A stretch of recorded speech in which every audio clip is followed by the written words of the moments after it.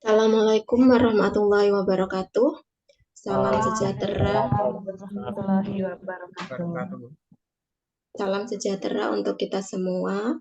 Segala puji bagi Allah Subhanahu wa Ta'ala yang telah memberikan kesempatan kepada kami untuk hadir di hadapan Bapak Ibu sekalian. Selama 15 menit ke depan, kami akan menyampaikan materi tentang wawasan kebinekaan global PPG dalam jabatan tahap 1 kategori 2 Universitas Muhammadiyah Surakarta tahun 2022 dengan topik yang ketiga tentang damai dengan diri. Sebelumnya saya akan memperkenalkan kelompok kami, yaitu kami dari Matematika kelompok 8.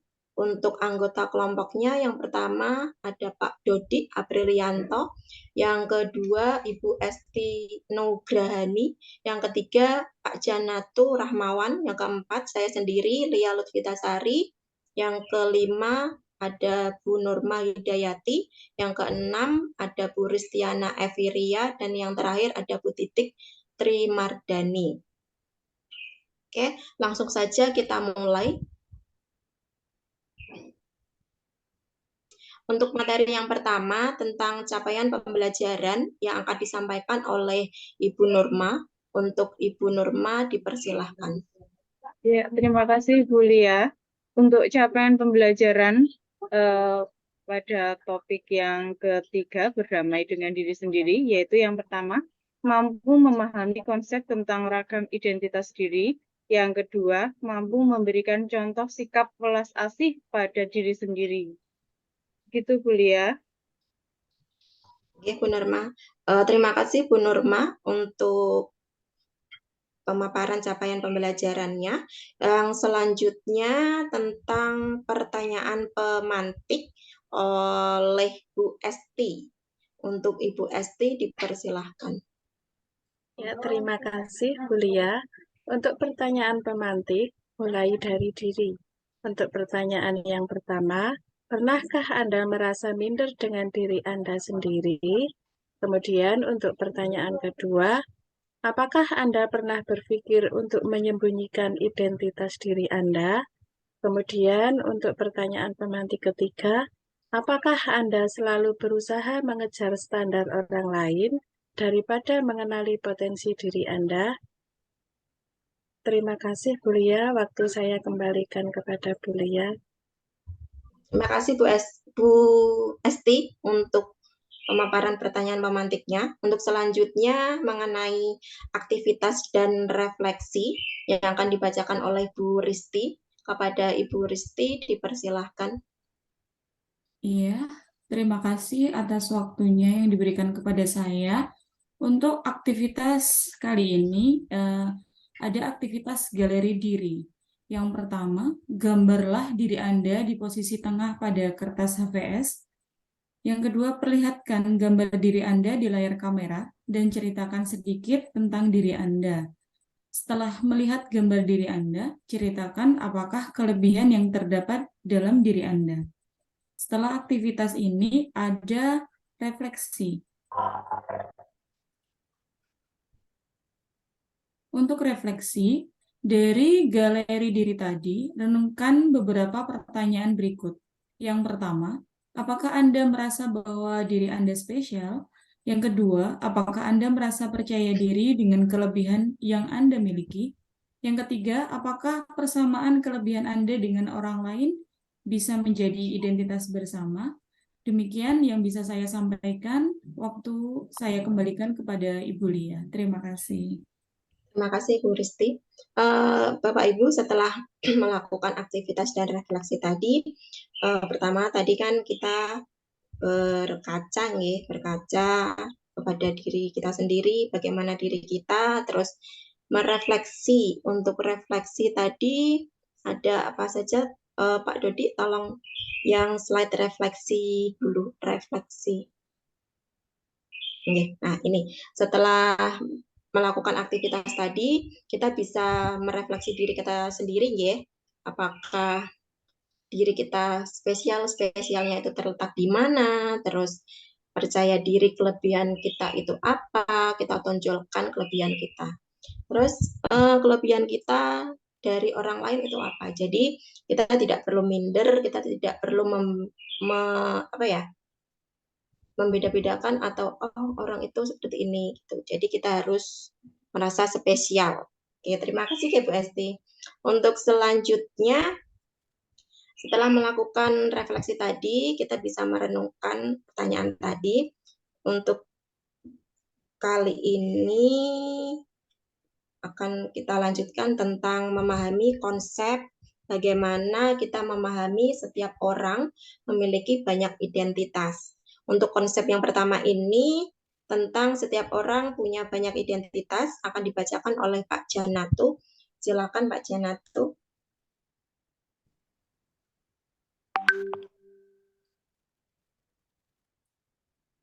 Pak Janatu.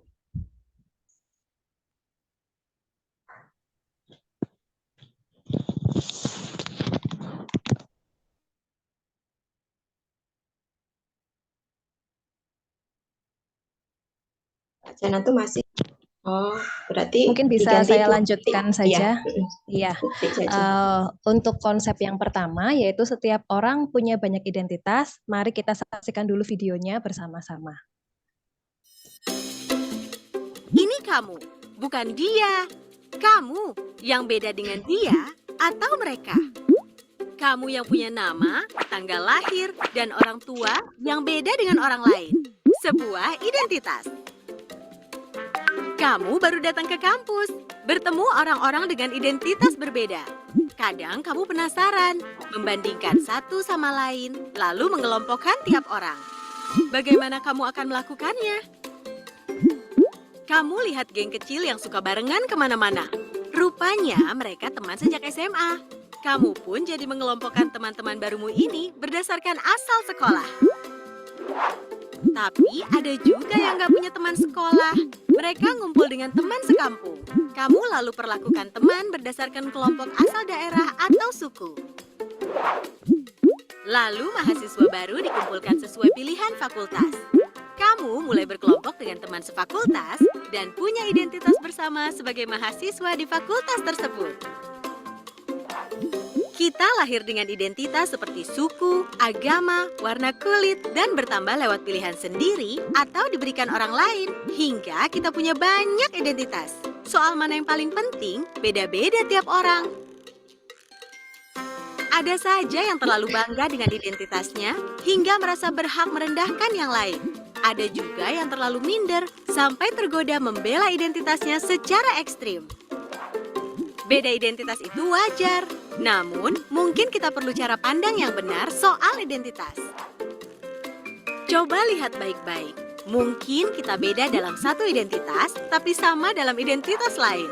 Bahkan ketika mengelompokkan orang, kita sebenarnya mencari-cari persamaan identitas. Akhirnya kita perlu pahami bahwa beda itu hak asasi. Namun kita juga akan temukan semua orang punya satu identitas yang sama, insan Tuhan.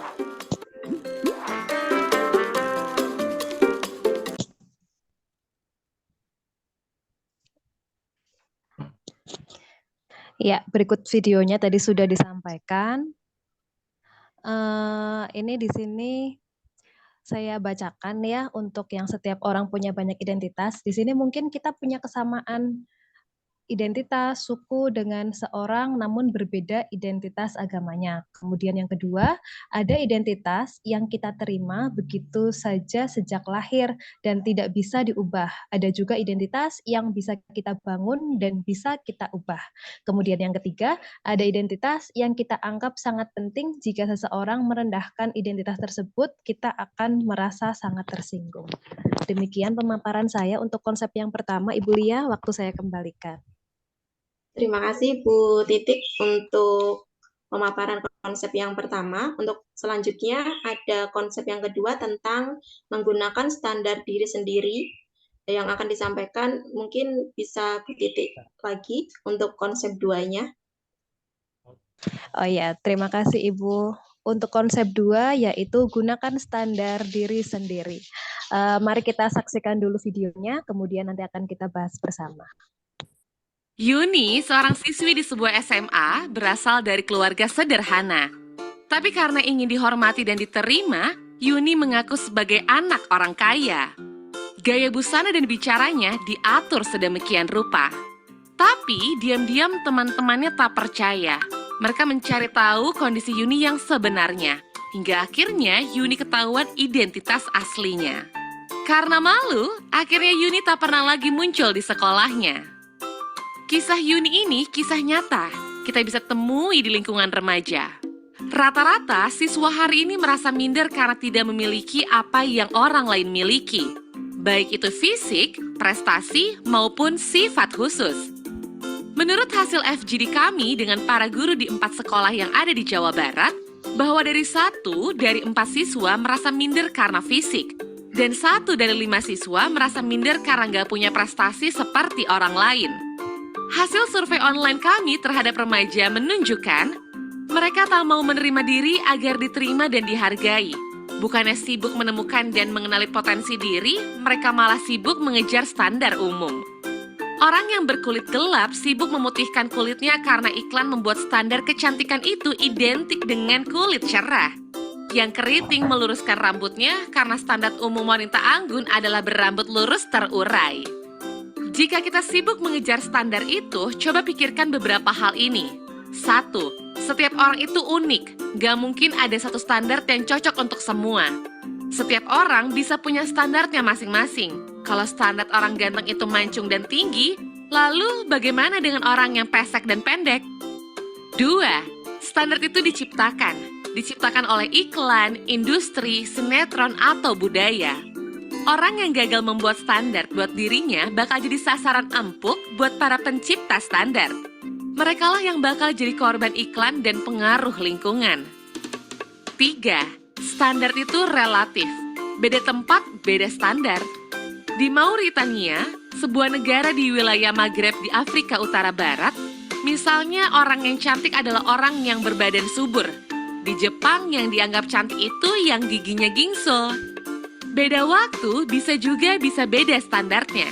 Coba perhatikan fashion dari masa ke masa. Apakah standar keren itu sama? Misalkan saja tahun 80-an, pria yang dianggap ganteng itu berkumis tebal, apakah saat ini masih berlaku? Tapi, kalau yang sifatnya nilai moral itu universal. Sikap jujur di mana-mana dari dulu sampai nanti tetap dianggap baik dan keren. Jadi, daripada ngejar standar cantik fisik, mending membangun inner beauty. Gak usah habisin waktu apalagi sampai menipu diri untuk terlihat sesuai standar fisik yang umum. Gak usah minder, kelihatan di bawah orang lain, atau sombong karena kelihatan lebih tinggi. Karena setiap orang unik dan gak bisa dibandingin. Kalaupun mau bikin standar dan membandingkan, buatlah standar tinggi buat dirimu sendiri. Bandingkan dirimu kemarin dengan dirimu hari ini. Apakah hari ini kamu lebih baik dari kemarin? Terus dorong dirimu sampai memenuhi standar best version of yourself. Ingat, kamu dilahirkan original. Kenapa harus mati sebagai kopian orang lain?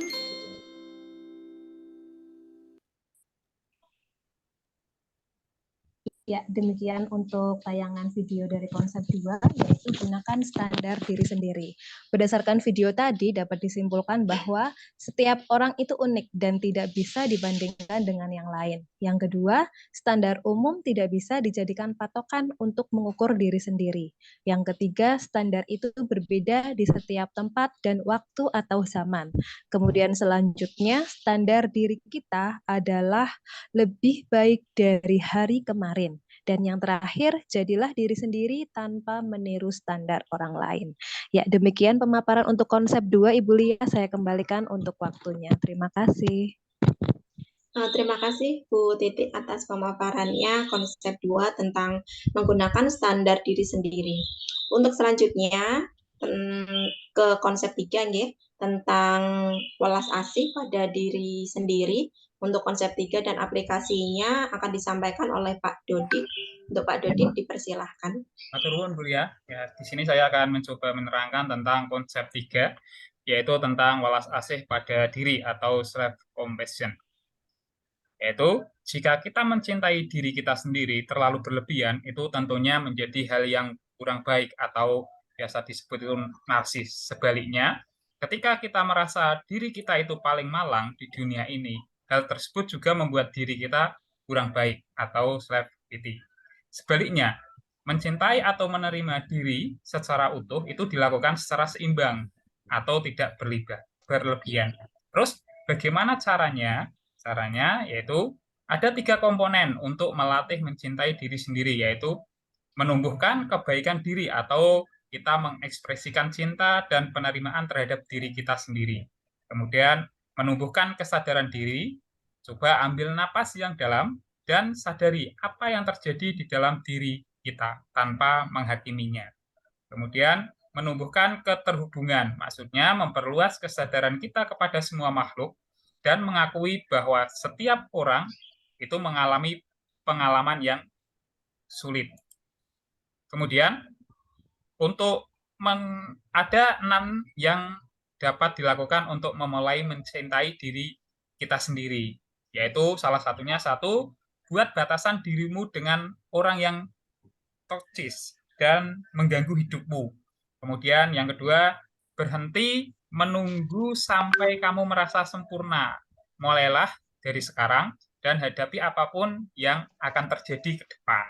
Kemudian yang ketiga, carilah akar permasalahan yang membuat kamu tidak mencintai dirimu sendiri. Kemudian yang keempat, ketahuilah dirimu tentang kelebihan yang kamu miliki, hobimu, dan apapun tentang dirimu yang bisa membanggakan.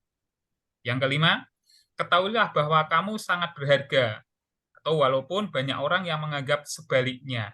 Kemudian yang keenam, berlatih self-care dan mengerti apa saja yang kamu butuhkan setiap hari. Itu adalah 6 yang dapat kita lakukan untuk memulai cinta diri sendiri. Kemudian aplikasinya, yuk kita buat tindakan konkret. Paling tidak setiap waktu kita ucapkan terima kasih pada diri sendiri, kemudian terima kasih diri sendiri apa adanya, terima diri sendiri apa adanya, kemudian jadilah diri sendiri, percaya diri pada potensi yang dimiliki, lakukanlah apa yang kita sukai, kemudian sadari kesalahan dan jadikan pelajaran. Itu bisa kita aplikasikan dalam kehidupan sehari-hari. Mungkin itu Bu Lia yang bisa saya sampaikan. Saya kembalikan ke Bu Lia. Terima kasih Pak Dodi untuk pemaparannya. Bapak Ibu, demikian pemaparan kelompok kami dari konsep 1 tentang bagaimana memahami setiap orang memiliki banyak identitas. Terus untuk konsep 2-nya tentang menggunakan standar diri sendiri yang akan disampaikan, menggunakan standar diri sendiri, dan untuk konsep ketiga tentang welas asih pada diri atau self compassion. Bapak Ibu, kita sudah sampai di penghujung materi. Saya akan menyampaikan kesimpulan dari materi hari ini ya. Untuk kesimpulan kita hari ini, kita harus menyadari bahwa setiap orang mempunyai banyak identitas, sehingga setiap orang memiliki standarnya masing-masing. Oleh karena itu, setiap orang harus menggunakan standarnya sendiri-sendiri, sehingga tercipta rasa welas asih terhadap diri sendiri atau self-compassion. Dan yang paling penting, bagaimana kita membangun inner beauty kita, karena karakter yang baik akan diterima oleh siapapun, dimanapun, dan kapanpun. Demikian Bapak Ibu yang bisa kami sampaikan dari kelompok kami. Kurang dan lebihnya kami mohon maaf. Terima kasih atas waktunya. Saya akhiri. Wassalamualaikum warahmatullahi wabarakatuh. Waalaikumsalam warahmatullahi wabarakatuh.